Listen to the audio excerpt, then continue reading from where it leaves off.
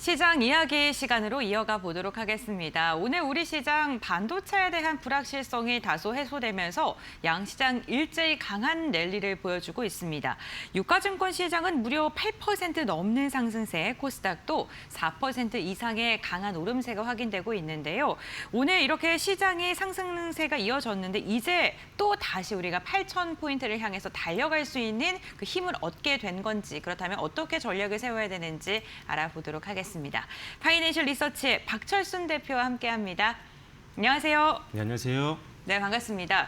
시장이 오늘 7,800포인트를 돌파하는 데 성공했습니다. 지금 3시 5분 구간 외국인이 드디어 매수로 지금 돌아섰거든요. 2억가량 담아내고 있는데 외국인이 지금 계속적으로 매도를 하다가 오늘은 조금 포지션의 변화를 시도하는 게 아닌가 이러한 생각이 드는데 외국인 좀 어떻게 바라봐야 될까요? 네, 사실 올해가 외국인들이 계속 매도세로 좀 일관을 했습니다. 일단 기본적으로 90조 이상 팔았기 때문에 오늘도 사실은 장 초반에 계속 매도세가 이어지고 있다가 이제는 조금씩 매도세가 좀 약화되고 있는 모습들이 나오고 있는데 사실 순매도 양으로만 보면 금액으로만 본다라고 하면 엄청난 돈을 팔았던 건 맞지만 실질적으로 외국인들이 우리나라에서 완전히 자금을 빼는 포지션 전환을 했던 건 아니라고 보여집니다. 그 이유가 뭐였냐면 사실 지금 최근에 이렇게 올해 들어서 90조 원 넘게 매도를 했음에도 불구하고 우리나라 전체 시장의 시가총액 대비했을 때 외국인들의 지분율은 오히려 연초보다 올라갔거든요. 이게 왜 그러냐면 지금 연초부터 주가가 워낙 많이 오르다 보니까 외국인들이 가지고 있던 한국 주식에 대한 가치가 기하급수적으로 올라갔습니다. 그래서 만약에 외국인들이 산 종목들이 보통 100% 이상 다 오른 종목들이 많거든요. 네. 그런데 뭐 번 것 중에 가지고 있는 돈 중에 한 10%, 20% 이렇게 판다라고 해서 비중이 축소가 된 게 아니거든요. 오히려 팔았던 돈보다 가지고 있던 주식의 가치가 훨씬 더 많이 올랐기 때문에 결과적으로는 지분율은 더 높아졌다. 그래서 만약에 매도세가 한 뭐 250조, 250조, 뭐 300조 이렇게 만약에 올해 나왔다라고 한다면 외국인들이 이제 우리나라 주식 자체를 좀 빼는 게 아닌가 이렇게 생각할 수 있겠지만 그런 게 아니었다는 거죠. 그냥 전략적인 부분이었고 약간 지금 뭐 환손실이라든지 이런 것들을 약간은 대비하기 위해서 해지 차원에서 우리나라 자금들을 일부 팔았을 뿐이지 전체적으로 우리나라 자금 시장에서 아예 빠져나가려고 지금 전략을 세운 건 절대 아니었다라는 거를 우리가 숫자를 보면 알 수 있고 외국인들의 지분율을 보면 좀 알 수 있었다. 이렇게 생각하시면 될 것 같고요. 일단은 지금 그래도 외국인들이 좀 강하게 들어오기 위해서는 이제 환율이라든지 특히나 지금 지지학적 리스크 때문에 인플레이션에 대한 우려감이 생기고요. 그래서 유가도 지금 올라가고 있지만 거기다가 이제 미국 국채금리까지 상승을 하다 보니까 외국인들 입장에서는 아주 강력하게 지금 매수를 좀 하기에는 좀 어려운 상황인 건 맞는 것 같아요. 다만 종목별로는 이제 기존의 주도주들을 중심으로 해서 외국인들이 다시 한번 또 들어올 수 있는 상황이 만들어졌고 특히나 앞서 말씀해 주신 것처럼 일단 삼성전자 관련된 노사 문제가 일단은 어느 정도 완화가 됐기 때문에 리스크 소멸로 인해서 다시 한번 외국인들 자금이 좀 들어올 수 있는 가능성은 더 높아졌다라고 보시면 될 것 같습니다. 그래서 어제까지는 외국인들이 아주 강하게 매도세로 일관했지만 오늘부터 시작해서 이제 전환점이 될 수 있지 않을까라는 기대감도 좀 있으니까요. 다만 여러분들이 가장 큰 비중을 여러분들이 현금을 다 투자를 하기 위해서는 일단 환율이라든지 아니면 국채 금리라든지 이런 부분들이 좀 어느 정도 완화가 돼야 된다는 점은 참고를 하시면 좋을 것 같습니다. 네, 알겠습니다. 외국인의 매도세가 나왔긴 하지만 결국에는 지분율 자체는 우리 시장의 가치가 상승하면서 더 지속적으로 상승하고 있다라고 말씀을 해주셨습니다. 지금 잠깐 삼성전자 노사 이야기를 해주셨는데 지금 1시간 반을 남겨두고 극적으로 합의를 한 것으로 확인이 되고 있습니다. 반도체 기업들이 이제는 좀 불확실성 해소하고 반등을 할 수 있을까요? 어떻게 보실까요? 일단은 뭐 나쁘게 볼 건 전혀 없죠. 일단 지금까지 힘들었던 이유가 물론 매크로적인 이슈들도 있었지만 이 삼성 노조와의 그 관계 때문이었잖아요. 뭐 이게 일단은 해소가 됐으니까 일단 악재는 소멸로 인해서 변동성은 당연히 완화될 가능성이 높고 오늘도 이로 인해서 반등이 좀 나오고 있다라고 생각을 하시면 될 것 같습니다. 사실 합의가 될지 안 될지 100% 장담할 수 없는 상황이었기 때문에 걱정을 좀 많이 했었는데 다행히 잘 합의가 됐기 때문에 그렇다면 이제 합의된 내용에 대해서도 우리가 좀 살펴봐야 될 것 같아요. 그래서 지금 보면은 일단 사업 성과의 10%대를 성과급 지원으로 이제 어떻게 보면 고정하는 파격적인 보상안에 이제 합의를 한 상황이고요. 일단 뭐 DS 부분 쪽에 있는 분들 같은 경우는 뭐 6억대의 뭐 성과급까지도 기대할 수 있는 부분이고 거기다 추가적으로 적자를 기록했던 비매물 부분 같은 경우도 1억 이상의 성과급이 좀 나올 걸로 보고 있습니다. 근데 이게 1년 정도 유지가 됐죠. 거기다가 여기서 자금을 이제 어떻게 보면 인센을 지급하는 방식이 성과급 지급 방식이 현금을 주는 게 아닙니다. 그래서 지금 자사주로 이제 주겠다라고 지금 한 상태고 만약에 자사주로 이제 주식을 받게 되면 그중에 3분의 1 같은 경우는 즉시 매각을 할 수가 있어요. 근데 이제 1년이 지나야지 나머지 3분의 1을 팔 수 있고 그다음에 2년이 지나야지 그 나머지 3분의 1을 팔 수가 있습니다. 그래서 최소한 2년 정도까지는 지금 받은 인세는 다 팔 수가 없는 상황이기 때문에 이 부분을 잘 봐야 되는데 일단 기본적으로 기존 보유했던 자사주를 지금 활용해서 성과급을 지불했기 때문에 현금 보유량은 아직 있다는 거예요. 그렇다면 캐펙스를 계속 지속할 수 있는 여력이 있다는 거기 때문에 그 부분은 상당히 긍정적인 부분이다라고 보시면 될 것 같고 그다음에 일단 직원들의 보상이 어떻게 보면 이제 상당 부분 이제 락인이 걸리는 거잖아요. 바로 3분의 1을 팔 수 있지만 3분의 2는 묶여 있다는 거죠. 그래서 이걸 다 팔 수 있는 게 아니기 때문에 어느 정도 오버행에 대한 이슈도 많이 줄여져 있는 상태다라고 생각을 하시면 될 것 같고 그다음에 이제 지금 노사 파업 리스크가 일단 소멸이 됐기 때문에 그 부분도 일단은 반등에 대한 어떤 기대감 높일 수 있는 부분입니다. 그래서 일단 현금에 대한 성과급이 아니라는 점, 이 부분이 상당히 긍정적인 투자 포인트가 될 수 있으니까요. 이 부분도 참고하시면 좋을 것 같다라고 말씀을 드리도록 하겠습니다. 네, 삼성전자의 노사 합의와 관련해서는 불확실성 해소 측면에서 굉장히 긍정적이다라고 말씀을 해주셨고 오늘도 빅 이벤트 중에 하나가 엔비디아의 실적 발표도 빼놓을 수 없겠죠. 12개 분기 연속해서 지금 신기록을 깨고 있는 상황인데 반도체 기업들의 추가 상승 동력으로 작용할지 한번 여쭤보겠습니다. 우선 시간외에서는 엔비디아가 그다지 좋지는 않았거든요. 네. 일단은 엔비디아가 실적 발표하거나 컨퍼런스 콜을 하면 우리나라 증시에 안 좋은 영향을 줬던 적이 거의 없었죠. 그래서 항상 호재라고 많이들 말씀을 드리고 있었는데 역시나 엔비디아의 실적 발표를 열어봤더니 역시나 실적이 굉장히 좋았습니다. 일단 매출 같은 경우 앞서 말씀해 주신 것처럼 1분기 매출이 816억 달러 나왔거든요. 그래서 계속적으로 신기록을 경신하고 있는 모습들을 확인할 수가 있었고 그다음에 일단은 주당 순이익이죠. EPS 같은 경우가 굉장히 중요한데 EPS를 봤더니 지금 1.87달러 정도가 나왔어요. 그래서 시장 예상치를 뛰어넘었고 순이익, 그러니까 주당 순이익이 잘 나온다는 것 자체가 의미하는 건 뭐냐면 이 회사가 매출을 보면은 외형도 성장하고 있는 걸 알고 있을 수 있었지만 실질적으로 수익성까지도 좋아지고 있는 것까지 이번 실적 발표를 통해서 우리가 확인할 수가 있었기 때문에 여전히 AI 칩에 대한 수요와 그다음에 전망은 밝구나. 지금도 굉장히 잘 팔리고 있구나를 충분히 확인할 수 있는 부분들이었습니다. 일단은 지금 엔비디아의 고객사가 상당히 많은데 기존에 이제 하이퍼스케일러들이 좀 많았다라고 한다면 엔터프라이즈라든지 아니면은 소버린 관련된 고객들, 그다음에 이제 산업용을 떠나서 이제 국가적인 차원에서까지도 AI 관련된 수요들이 계속 나오고 있는 상황이기 때문에 역시나 견조한 수요는 계속 이어질 가능성이 높다라고 보시면 될 것 같고요. 역시나 지금 엔비디아의 이 최첨단 AI 칩 같은 경우가 품귀 현상은 계속 이어지고 있습니다. 돈을 지불한다고 해서 바로 살 수 있는 게 아니라 수개월이 걸리는 상황이기 때문에 아직도 공급자 우위는 지속이 되고 있는 상황이다라고 생각을 하시면 될 것 같아요. 그래서 결과적으로는 칩이 이렇게 잘 팔린다는 것 자체가 우리나라 메모리 반도체가 많이 필요하다는 거고 특히나 지금 공급이 지금 수요를 계속 따라가지 못하는 상황들이 벌어지고 있기 때문에 결과적으로는 엔비디아와 함께 우리나라 메모리 기업들까지도 계속적으로 업황은 계속 좋을 수밖에 없겠다. 이렇게 생각하시면 좋을 것 같고요. 그다음에 지금 많은 분들이 엔비디아의 독주 체제가 좀 무너지는 거 아니냐, AMD라든지 인텔 같은 경쟁사들이 이제 칩을 만들기 시작했기 때문에 이들 때문에 약간 이제 시장 점유율을 뺏기는 게 아니냐라고 보실 수가 있는데 사실 지금 엔비디아는 하드웨어뿐만 아니라 소프트웨어까지 전반적으로 지금 상당히 우호적인 환경을 좀 많이 만들어 놨습니다. 그렇기 때문에 이거를 뚫고 시장 점유율을 강하게 뺏어오기에는 경쟁자들이 지금 쉽지가 않다라는 게 업계 평균적인 전망이고 평가입니다. 그래서 일단 걱정할 필요가 없을 것 같고 그리고 뭐냐면 사실 AMD라든지 인텔이 시장 점유율을 뺏어온다라고 하더라도 이들 또한 우리나라 메모리 기업들에게는 고객사이기 때문에 역시나 오히려 고객사가 더 확대될 수 있는 가능성이 열려 있다라고 보시면 될 것 같습니다.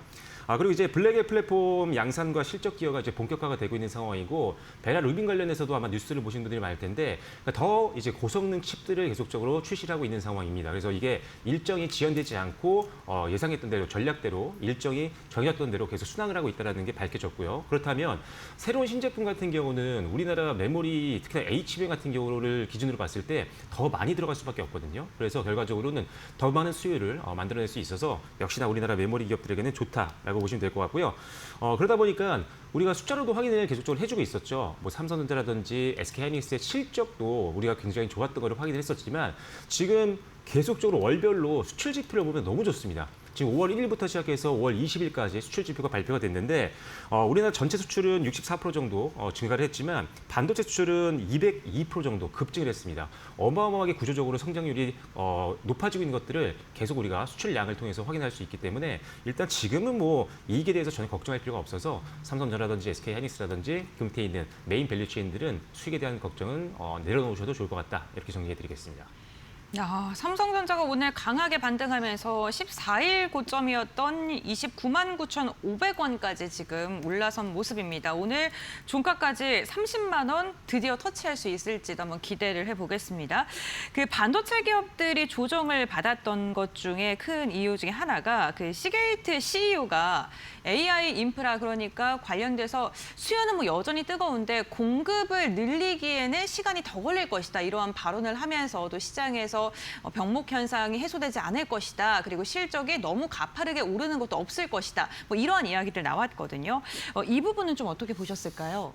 일단은 시게이트 이제 CEO가 했던 발언이었잖아요. 이번 주에 굉장히 좀 이슈가 됐었고 이게 또 변동성을 주는 요인 중에 하나였는데 결국 AI 인프라를 확대하기 위하면 이제 메모리 반도체라든지 여러 가지가 필요한데 이런 것들이 계속 부족한 상황이고 공급 부족이 계속 이어지고 있는 상황이다 보니까 병목 현상이 생길 수 있다라고 언급을 했습니다. 그래서 약간 업황이 이제 성장률이 도난되는 거 아니냐 이렇게 갈 수가 있지 않을까라는 우려감이 갑자기 커졌던 건데 여러분 잘 생각해 보시면은 이 시게이트 CEO가 말했던 이유는요 결국 지금 메모리가 부족하다라는 거거든요. 그만큼 수요는 늘어나고 있는데 주요한 핵심 부품이라든지 이런 반도체 같은 것들이 부족하다라는 거기 때문에 결과적으로 우리나라 지금 메모리 반도체로 지금 먹고 사는 회사들이 굉장히 많은 상황이기 때문에 결과적으로 우리나라 같은 경우는 걱정할 필요가 별로 없다라고 보시면 될 것 같고 그리고 시게이트 CEO가 생각했던 것보다는 더 빠르게 공급량이 늘어날 수 있을 걸로 보고 있습니다. 물론 지금 뭐 메모리 반도체를 갑자기 내일부터 생산량을 늘릴 수는 없어요. 지금 거의 풀가동 상태이기 때문에 하지만 SK하이닉스라든지 지금 삼성전자 같은 경우는 지금 메모리 반도체를 더 빠르게 생산하기 위해서 지금 증설 일정들을 전부 다 앞당기고 있는 상황입니다. 그래서 장비 같은 것도 계속적으로 발주가 더 빨리 들어갈 수 있는 상황이고 우리가 예상했던 것보다는 조금 더 제품이 더 빠르게 나올 걸로 예상하고 있기 때문에 병목 현상에 대해서는 너무 크게 의미를 두지 않으셔도 될 것 같다. 오히려 쇼티지가 지속된다면 가격은 지금처럼 계속 인상 가능성이 높아질 거고요. D램에 이어서 낸드도 계속 올라가고 있는데 앞으로 당분간은 가격 인상이 늘어나면서 역시나 마진율은 어마어마한 수준을 계속 유지할 가능성이 높다라고 보시면 될 것 같습니다. 그래서 일단은 뭐 메모리 기업들 너무 크게 걱정하지는 않으셔도 될 것 같고요. 메모리 특히나 삼성전자와 SK하이닉스의 어떤 사이클 좀 꺾이는 게 언제나라고 걱정을 하시는 분들이 있다면 지금처럼 이익이 미래 이익 전망치가 지금 상향 조정이 계속되고 있잖아요. 그리고 목표 주가도 상향 조정되고 있는데 이럴 때가 아니라 이제 목표 주가가 만약에 하향 조정됐다라거나 아니면 이익 전망치가 하향 조정된다. 이럴 때 다시 한번 생각해봐도 늦지 않으니까요. 일단 지금처럼 이익 전망치가 상향 조정되는 시기에는 사이클이 꺾일 거라는 걱정을 너무 하지 않으셔도 될 것 같다. 이렇게 생각하시면 좋을 것 같습니다. 네, 반도체 관련된 기업들에 대해서 뭐 너무 우려하지 않으셔도 된다. 여전히 공급자 측면의 우위 시장 이어질 것이다라고 이야기를 해주셨는데요.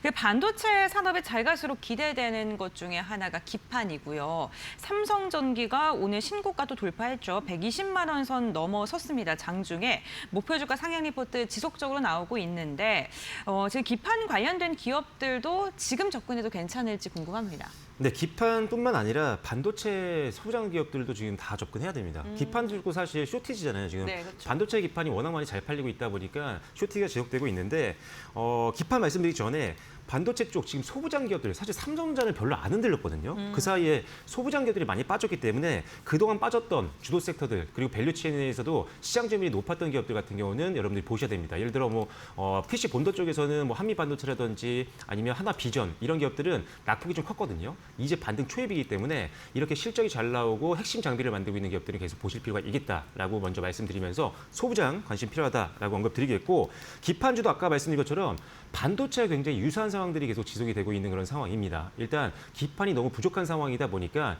고객사들이 계속 이거를 더 많은 돈을 주고라도 웃돈을 주고라도 사는 상황이 벌어지고 있는 거고 장기 공급 계약까지도 지금 나오고 있는 상황이다 보니까 기판 쪽 너무 걱정하실 필요가 없을 것 같다.